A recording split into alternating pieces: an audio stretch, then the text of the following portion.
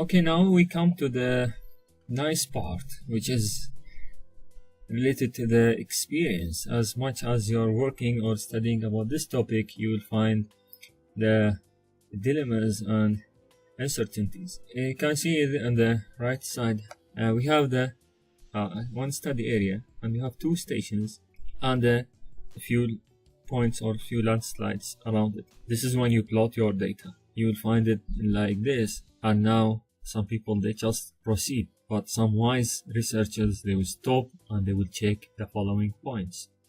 First, in some cases, the landslide information mentioned about specific event, date of occurrence, while in rainfall record that covered this event, revealing that in this specific date there was no storm.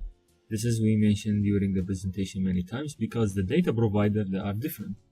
Okay, maybe the landslide provider, when they mention about the rainfall, they use different station. If they are talking about here this two events, and you have already chose two stations, for us we will consider some statistics to determine which station that we should follow, but we don't know what kind of procedure that in the data provider of the landslide they follow and which station they choose. We assume that this is the only stations available. Worth to mention that the meteorological data not the only source of rainfall.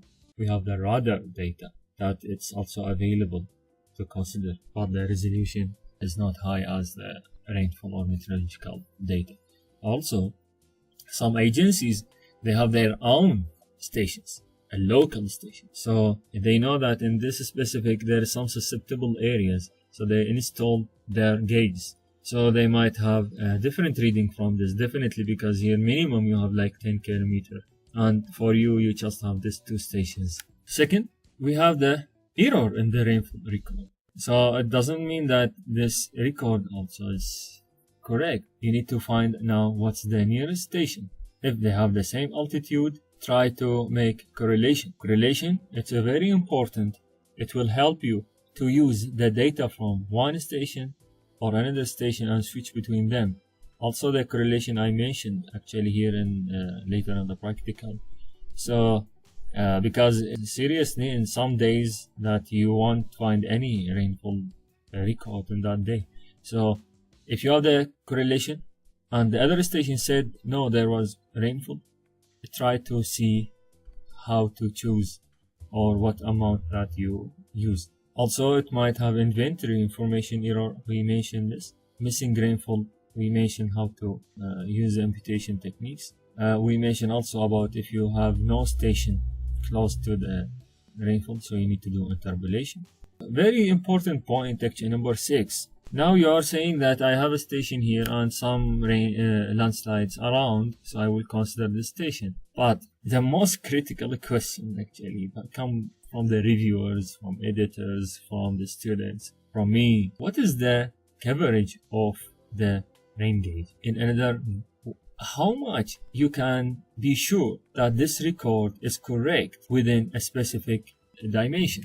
So can you tell me that for a diameter or a radius of 5 kilometers, everything within a 5 kilometer is correct, or it can follow this station record?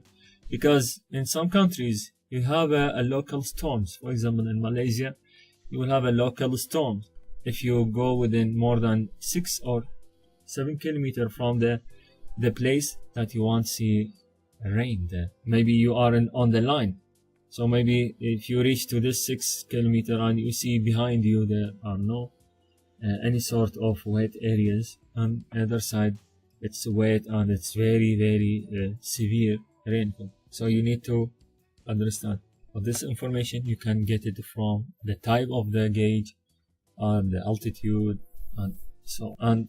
I'm sure the meteorological department, the data provider. Very good point. You see, yeah, it's true. Generally, you can see many landslides happen in the same day, but your data, it's just a daily data. It's not an hourly data. So you can see you have one record about the amount, but you have too many landslides. In this case, you can't do anything. you need just to consider one landslide and delete the others because they have the same value. So there will be 1 point above the other one in the figure, in the Excel, not in the map. In the map, yes, you have them everywhere, but in the Excel calculation, it will just take one value. Number 8, hot, very hot. You'll see a low rainfall produced landslides, while heavy rainfall did not. Why is that? As we mentioned, it's depend about the soil, about the porosity, about the condition. So it might be antecedents or might be accumulated. So in this low rainfall, it's just like the straw that is break the horse back. It will be like 5 days continuously, and in the last day, just within 5 or 10 millimeter, you witness a landslide. While the heavy rainfall, for example, the storm just started today, and usually this area it was dry. Long time there was no rain, so you need to see maybe after 3 days you'll see landslides. So always try to use the sense when you work on this tricky topic. Missing dates and low amount of points, there is nothing to do about this. About missing dates, you follow the imputation, but about the low amount of points, already you have an inventory and it has a low amount of points, but there are no dates within some of them. So you should take a decision to reject sometime. Really, you need to reject the inventory if you have, for example, less than 5 points around the stations, or the study area is quite huge and the distances between the stations quite large. I want to mention that really to get this kind of data, it's expensive. So some researchers, if they get just a limited number of points, they just proceed. Yeah, sometimes I do like this, because you need to do such kind of primary study. You need to do some initial kind of explanation about what happened in this study area. So when you collect the data, try to be very clever and very hardworking about collecting any small details in newspapers, reports, theses, papers, and information from social media as well. Yeah, the last point, that where the landslide are clustered and few are scattered. This is about the outliers. For example, if you see here, very good example, we have this one event here. Okay, so you can assume that this is an active area. So if you think that this is correct, the data that we can say, for example, this point is given by address, not about coordinates. So you locate it here, so you might feel that no, it should be nearer or should be up or should be down. So most of the time the outliers are a tricky topic.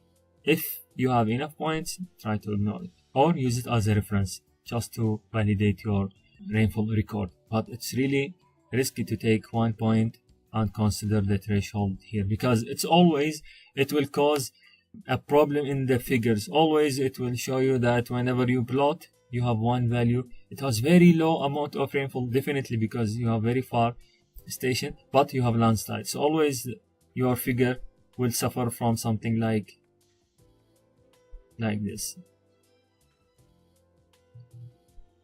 For example, it will come here or it will come here. Very low intensity. Okay, it will become so. It will just take the line lower and you will have more none or more false alarms passing the line. So you see here, if we don't have these 2 points, we are much happier. Then we can take the line further up. More points, far, not certain. It will make problems later on for us to take a decision about where to plot our line.